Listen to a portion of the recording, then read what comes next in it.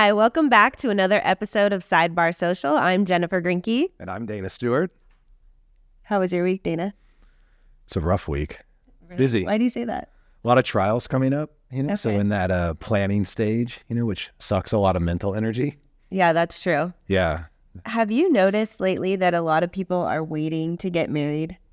Like, do you feel like people are older and in their 20s when they're getting married? I think I've seen that. I mean, I think young people still get married, but there is, I think, a trend of people waiting, whether it's they want to get established in their career and then they go get married after. I'm not quite sure, but yeah, I've seen that for sure. Yeah, and I've noticed that they're coming into the marriage, they have a lot more assets or maybe even student loan debt. Yeah. What types of issues have you seen that cause when they go to get divorced? I think a big problem is just lack of understanding of how characterization of property works, right? Knowing like what is community, what is separate, things that, especially if they wait later in life, they bring in assets to a marriage. And now that they're going through divorce, they don't quite understand how to split that up or how it's going to work legally. And on that note, we have a special guest here today. We have Damon Wykrent. He is a forensic accountant that we use on our cases. How are you, Damon? I'm doing well. Thanks for having me today. Yeah, thanks for coming on. Yeah, no problem. Yeah, we appreciate you coming on. I feel like we've been working together a long time, huh? We have. Yeah, I mean, I feel like I get that loyalty customer discount with you because, when I see your text, I grab it right away. Yeah. I've been with Damon since like 2010. Yeah, so yeah. Wow. Yeah, it's I'll been a try to while. hook you up, Jen. Okay. Put in a good word for me. What you do for clients, especially our clients, is important. I feel like you do a lot of things. You're kind of a wizard when it comes to the financial world. We were just talking about the characterization issues of separate community property and how people seem to not have an understanding of that. I want to show you guys something, see if you agree with this, Damon. Looking at these studies that were done, so one by the American Bar Association, and it says that about 60% of Americans lack the fundamental concepts of property characterization. There's just a general lack of knowledge. The National Center for Family Law and Marriage Research has about half of Americans struggle with understanding property classifications. And I'm just curious in your work if you've seen that same thing. Oh, absolutely. On a daily basis, right? Getting in with clients and, trying to help them gather statements and explain the tracing process and that everything's presumed to be community upon a divorce and having those tough discussions with clients. But yeah, it is very hard for clients to understand those concepts and understand what's needed to prove separate property. Can you explain to the viewers what is community property and what is separate property? Sure. Here in Texas, everything's presumed to be community property, right, pursuant to a divorce. And it's up to us, right, to go back and to prove with clear and convincing evidence why something is not community property. Okay, and what that typically means is something that we owned on the date of marriage, something that was gifted to us during the marriage, or like an inheritance that you received during the marriage. Those are the main three categories of how you have separate property. There are other ways to have it, but those are the three main.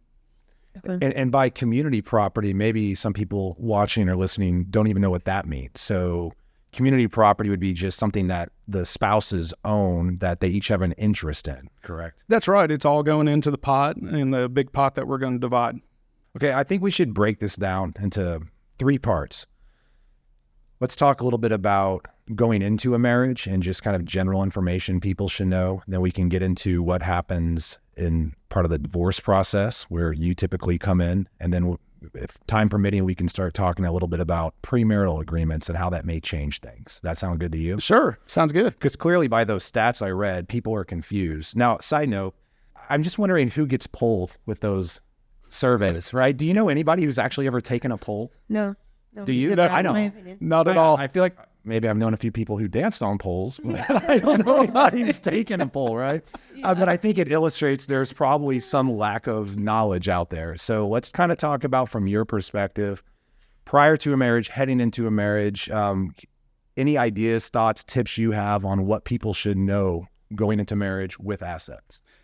Yeah, definitely. So if you are going into a marriage with assets, you should talk about the subject of a prenup, or you need to get a general understanding of what assets you own and how those could change through, being married and how the characterization can actually change during your marriage if you do certain things with those assets, right? You own a house before the marriage and you sell that house and roll it into another house. Or you have a bank account and you add a spouse to that bank account and you start adding your wages, that's community property, into that bank account. Or investment accounts, you had investments in an account and you make a lot of trades, and it gets a little murkier or cloudy of what is community and what is separate in those accounts. So Damon, what you're saying is you can come into the marriage with assets. You can come in with a house, a bank account, retirement, and you can find ways to keep that separate while remaining married to your spouse? Absolutely. And there are little tricks you could do with each asset outside of having a prenup to protect those assets. What is one of those tricks that you would suggest? So here in Texas, when we go through and you have separate property, the separate property appreciation normally stays. The capital appreciation will remain separate property. But some of the income off of your separate property becomes community. And so let's just use an example as you have 100 shares of stock in ABC Company. Well, your 100 shares of ABC stock remain your separate property if you've had it from day one all the way through to your divorce, What gets a little trickier, though, is if that ABC stock is paying a cash dividend, Those cash dividends off of that stock are now community, and then what did you do with those cash dividends? Did you reinvest it to buy more of that stock, or did you not? And so one way to keep that stock your separate property is you take those cash dividends and you do not allow them to reinvest into that ABC stock, and you transfer those dividends into another account. Okay. So how would a client do that? Is that something they set up with the financial institution, or they have to be diligent and see when dividends are paid and immediately move it? You could get with your advisor, and they called it's a sweep, Money goes from that investment into your sweep account, inside your investment account, and they could sweep, kind of like a broom, sweep those dividends out of the account as they hit and get transferred to another account. And then you could use that new account that those assets are being transferred to from the cash dividends to spend, to spend on living expenses, community expenses. So everything that was swept over to the other account would be community, meaning the spouses own that together, but then you're preserving what the one spouse brought into the marriage. That's right. So that's one way to do that. Yeah. I feel like so many people are coming to us at the divorce phase, and I wish they would come to you at the prenup phase or the marriage phase and get this advice beforehand, because I feel like we get the cases and it's a giant mess. And so do you see that a lot? Yeah, definitely. You get people that do want to plan around, I'm getting married. We see that more common. That's definitely more common with someone that has been divorced before and they went through the whole messiness of it, and now they have assets of their own. And they're like, well, we were more conservative in our investments, so they might have a 60-40 type portfolio, which that means 60% stocks, 40% bonds. Those bonds are producing income, and some of those stocks might produce income, which is community property, right? Yeah. So they might decide to get more aggressive and hold less income-producing assets during the marriage to cut down on the amount of community activity in their account. Follow us and join the conversation on Instagram and YouTube at Sidebar Social. All right, Damon, let's kind of segue to kind of part two of the discussion. Now we're dealing with a divorce, And so what you've talked about is ideas or tips that people could try to implement or just things to know. But I want to talk about your role as the forensic financial expert. When parties are going through divorce, help us understand what it is specifically that you are doing to try to help us, try to help the client navigate these complex issues of characterization of property. Sure. What we're doing is we're trying to track the mutations of those assets that you might have owned on the date of marriage to what they are today, right? To be able to go back and show through clear and convincing evidence that that is your separate property and should not be divided pursuant to your divorce. And one of the main things that I need to do my job are statements. And if statements are missing here or there, that could be okay. We could use, witness testimony, tax returns, and other form of documentation to kind of get through the gap. But statements are very important for me to be able to do my job and make the magic happen. Do you think statements could make or break a case in respect to the tracing part of it? Absolutely. I've been on cases to where the financial institution wouldn't give us statements going back to a certain date, and we missed that date just by a couple of months for the client. Okay, and so what that means is typically that Schwabs of the world, the Fidelities of the world, they'll retain records for 10 years. Okay, and on this particular case, the client didn't start looking for statements until 10 years, 2 months. That 2 months of missing statements caused a dramatic effect to the division of their estate. So what do you do if someone's been married 20 years? They're trying to trace property back to the date of marriage and they don't have those statements. They only have 10 years, let's say. It all depends on what type of asset you're talking about, right? Real estate staying in that person's name the whole time, well, we don't need a statement. Some retirement accounts, different retirement benefits are treated different ways. But bank accounts and like investment accounts, we need those statements. Those statements are key to what we do. And a lot of times, even with banks, they only go back 7 years. That's right. Yeah, so you can't even go back 10 like what you were saying. And a lot of people are coming to us married longer than 7 and never thought to ever save statements.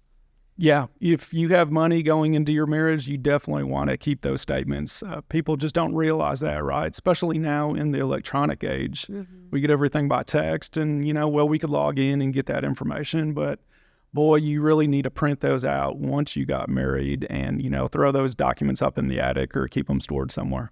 Yeah, so would you recommend clients going in every month or quarter whenever the statements come out, just download those or I guess put them in the attic or a filing cabinet if they want to be old school, but somehow keep track of them from day one of the marriage? Yeah, absolutely. Keep track of tax returns. Keep your records either in, a hard copy format or keep an electronic copy in a PDF somewhere on multiple flash drives. What about retirement accounts? Let's talk about 401ks. What's the best way for somebody to protect that if they're coming into the marriage with some assets in their 401k? Okay, generally with a defined contribution account like a 401k, you have 2 methods that you could use to protect your separate property in that. One common method is called the subtraction method. That's the method to where you take the balance as it is today. Let's say you have $100,000 in your 401k and you had $20,000 on the date of marriage. You simply subtract today's balance from what you had on the date of marriage, and that's the community portion. When you use the subtraction method, however, you lose the capital appreciation, that remains your separate property in your account. So it helps in some cases when we can't get the detailed statements to do a tracing, but with the subtraction method, you're limited to the amount of separate that you can claim. Yeah. So I feel like it depends on whether we want you to use it or not, depending on which client we represent, right? What's better Exactly. for us? Yeah, and what most clients don't understand is the detailed of information that we need. A lot of times the plan statements don't have the information that we need to do an asset type tracing. And you have to go to the plan at the plan level to get those detailed transactions to be able to do a trace. And is that something where the client can contact the plan administrator and request that and then just save it away with all their other records? Yeah, they could get that. They could download those records online. They could go and do an export into Excel and do that on an annual basis. And just to make sure folks listening or watching understand, oftentimes the year-end statement may not give you all the information you need. Is that what you're saying? You need to detail transactions from quarter to quarter or month to month? That's right. When you're doing an asset tracing, we need to know what happened to those share balances or the unit balances in each investment in that account, because that's what we're actually tracing, the investments. And so you need to make sure those statements provide that information to you. If they don't, you need to download the activity level at the plan or ask the plan to provide those documents to you.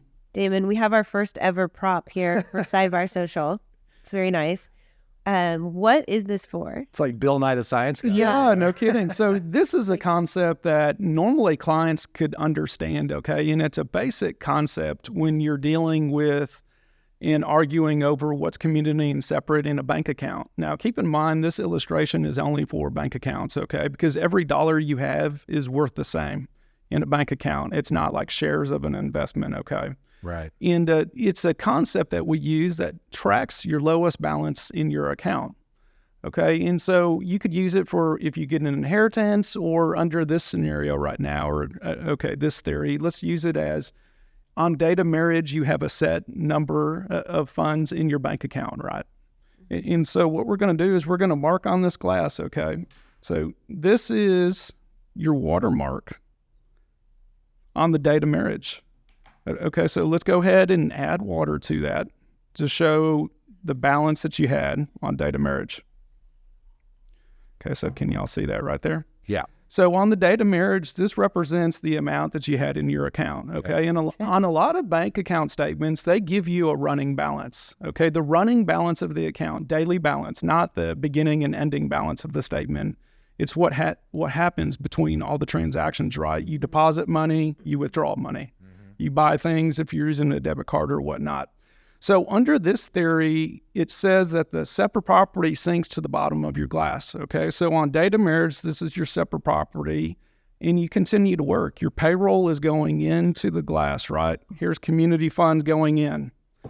Well, now we have a higher watermark on this glass, okay? So our average, okay, the daily balance went up in the bank account, okay? But now the community is using the account, okay? Now you're spending money, right? Yeah. Shopping, vacation. That's me spending my husband's Yeah, that's money. Jen at the beach. Right? The community's spending more money. We need to go on vacation. We just bought a car. We're doing some other things, right? That's right. It's got that Bronco Raptor. Now look what happened to the watermark on the glass, right? Okay, so under this, we're just measuring watermarks. Okay, the lowest balance. So now this is the separate property that remains in your account. Wow. Okay. Okay, so we went from down here down to here because it's your lowest balance. Well, like normal, okay, payroll's continuing to go back into the glass, okay? And now at a divorce, your water balance is up here, okay? So the balance of your account, okay? And a lot of times clients think, well, this is my separate property right now, Yeah, but that's what I no, started with. that's right. No, it's your lowest balance in the account, okay? So the separate property always sinks to the bottom of your glass. Okay, and so conceptually, clients kind of get that. Yeah. So that's a neat way to kind of view a simple method to prove separate property in a bank account. So then what's a tip for clients to avoid that scenario happening where they lose separate property that they bring into the marriage? You don't want your account balance to go below what you brought in, right? And so always keep money in that account. And it's okay if it goes up and down, just don't let it go below that balance that you brought into the marriage. Would you suggest them just keeping the separate property in its own account? Yeah, but people get so involved with living, right? They get money, they get an inheritance check that they're separate property, they throw it in a checking account, then 6 months later they decide, oh yeah, I got that money from mom, I need to put it somewhere. Okay, but yes, to be prudent, once you get that money, okay, you should transfer it over to a savings account if you want it in a liquid type savings vehicle, or move that exact amount into an investment account. But yeah, you need to be careful with your money. To learn more about Grinke Stewart Family Law, visit GrinkeStewartLaw.com. Is there anything a prenup could do to help protect the assets in this situation? Yes, of course. So it all depends on what the prenup uses as far as language, okay? But just a generic example would be typically you find in prenups that they would list a bank account saying that this bank account at this bank, this account number will remain your separate property, right? And then if that's the case, then it wouldn't matter about the balance of the account going up or down, okay? That they've stated in their agreement that account would remain their separate property. A lot of people probably don't think about, but until it's too late. You know, I feel like we get a lot of people who could have had a prenup and they didn't. So are there any other things you can think of from your perspective as a financial forensic expert, kind of either tips, tricks, things to avoid, just kind of generally speaking, when we're going, kind of going through the divorce, trying to figure out, okay, how to protect property? Anything else you can think of? Sure. When clients do a prenup, sometimes it's difficult, right? They're bringing up conversations with their soon-to-be new spouse, and, they go through those difficult conversations of what they want to do with their assets if they go through a divorce. But the biggest thing that I see on prenup cases are they have this beautiful document and they throw it in their back drawer. Yep. And then they pull it out or they try to find a copy now that they're going through a divorce, and we find out. Dust it off years They later. can't even find it, right? Or a signed copy. The attorney died who drafted it. Yeah, exactly. And we can't even, they're like, well, yeah, we just now pulled it out. I'm reading it for the first time from when it was prepared. And they didn't follow anything that the prenup said to do as far as with their assets. And, therefore the prenup just didn't do them any good with trying to protect them the way that they wanted it at the time that they had it done. Money well spent. Yeah. Yeah. So it's important when you have a prenup to, on an annual basis, go and meet with, a financial expert or your attorney or all of the above, and pull statements. Make sure you have those statements, right? Someone saving them for you. Before like a major life-changing event, buying a vacation house, doing this, investing in a company, that you pull out your prenup and revisit what the language says to be able to protect yourself with what your original intent was to do. And kind of shifting maybe a bonus topic real quick. I like a bonus. I know you do. Yeah. I do. We oftentimes get asked by clients, well, I think my spouse is hiding assets, hiding money, hiding, bank accounts, investments, whatever it is. Sure. How do you help clients with that concern? We are really good at looking at financial documents, okay? And so just keep in mind, every day I'm looking through someone's bank account statements. I mean, how odd does that seem? Okay. And so I'm able to pick up just like that if something looks suspicious or if the court would think that's suspicious, right? Because just like at the court, the judge is hearing cases every single day. If you look at a bank account and you see transactions that you're like, wow, this is really fishy, okay, it's something, okay? Where the average client, they're like, well, look, my husband's spending money going out to eat all the time and he's spending it in fast food, right? And that's a waste claim. I'm like, no, that's not a waste claim, right? We're looking for money being transferred to assets. We're looking for cash withdrawals. We're looking for, going on vacations with the paramour and those types of things. You're not supposed to do that? Well, it depends on who you ask, right? I guess that's true. Yeah. And so I'm able to analyze that data rather quickly and summarize it and do like things that are called like spending analysis or eyeball things really fast and summarize those in a format that's needed for y'all to go litigate that. And can you also look through tax returns to try to find clues or red flags? Yeah, a tax return is the first document you need to go pull, okay? And just not the tax return, it's all the schedules. And, in the perfect world, it's all the supporting documents, the work papers that were used to prepare your tax return, okay? And so we're looking at all the schedules. Schedule B is very important. It shows the interest and dividends that were paid. Yeah. Schedule C is for, small business owners, then you have Schedule D is for the capital gains, so if something's been sold and they're paying a capital gains on it, that gives us that information. Right. And then going all the way to Schedule E is the pass-through activity for real estate activity or, if you have pass-through activities through an S-Corp or a partnership or something like that, that gives us that detail. There's a lot of knowledge in your brain. Yeah, I could just, I'm trying to spit it out as quick as I can for you, right? And so there's a lot of things that we could talk about, but there's a lot of things that people could do and they should be doing and they just don't do it. This is such an important conversation. We're always telling our clients you have to be transparent. You can't hide assets because it's going to be found out later.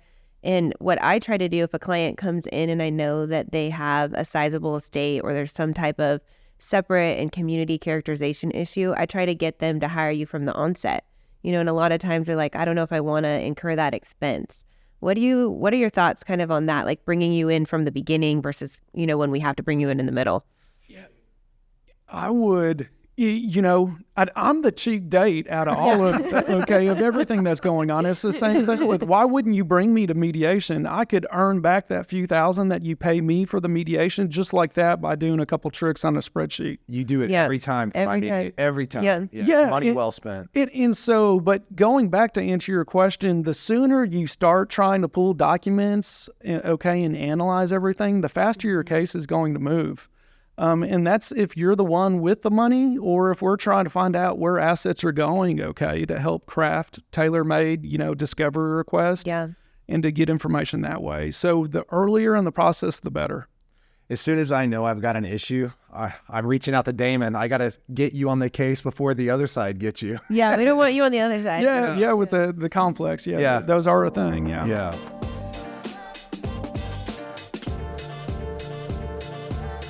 All right, so Damon, this is our closing argument segment of the podcast. All right, we're going to present a scenario to you. We need you to weigh in with your expertise. Okay.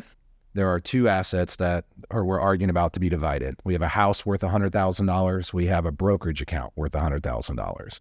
So we're going to argue over which one we think would be the better thing to take, even though they're both valued the same as far as the dollar amount. Oh, Makes yeah. sense? Interesting. Okay. All right. So for me, for my client, we want the brokerage account. We think that's the better investment, or the better asset that we want to take, because my client is heavily involved in the investments. Year over year, they have the investments have turned a lot of profit for him. He's got control in what he's putting the money into. He manages it daily. He thinks it's a much more long-term solid financial asset to have versus taking a house worth $100,000 that he really doesn't like anyway. So we'll be lobbying for the brokerage account.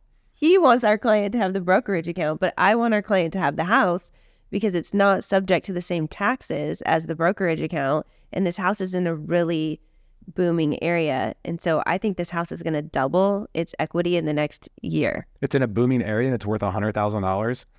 Yes, it's in Disneyland. Okay. She's biased towards Disneyland. It's in Toontown. All right. What say you, Damon? Well, this is interesting. And so the first thing that I would need to do to analyze that and try to figure out which one was better is, first of all, can your client afford to keep the house? Okay, a lot of times clients get emotionally involved with the house, and at all costs they want to keep that. And let's say from the wages or child support they're receiving, there's going to be a shortfall every month and they're not able to pay those bills to keep the house. So in that case, taking the investment account would be better than the house. Okay, but on the flip side here, Dana, I'm looking at the investment account statements for that brokerage account. It looks like your client actually invested $10,000 years ago. Good investment. Yeah, great investment. And so now that account's worth $100,000. So there's a tremendous amount of capital gains tax that would be owed, right, for when you go and liquidate that. And so therefore, I'd pick the equity in the house. I think it's a better after-tax value. I would. I don't know about that. I think this is such a great illustration of the things we have to think through, when we're in mediation or we're settling or going to court about the different assets and the different tax implications. And so thank you, Damon, for weighing in on that and letting me win. Yeah, no problem. The jury's still out on that win. Yeah. But thank you for coming in today, but then also just all the work you've done over the years for our clients. Yeah. You're very smart. I feel like you work efficiently. I think you're very reasonably priced, and you've done a great service for all of our clients that you've been involved in. So I really appreciate it. Well, thanks for saying that. Thank you. That means a lot. Yeah. And I'm going to look forward to seeing how this podcast grows, and I'll be there on the sidelines cheering y'all along. Well, we appreciate you, and we'll bring you back in when we need more science experiments. Yeah, they're water. Yeah. All right, folks. Well, thanks for joining us on Sidebar Social. We'll catch you next time. Bye. To connect with today's guest, Damon Wykrent, check out divorcefinancialexpert.com.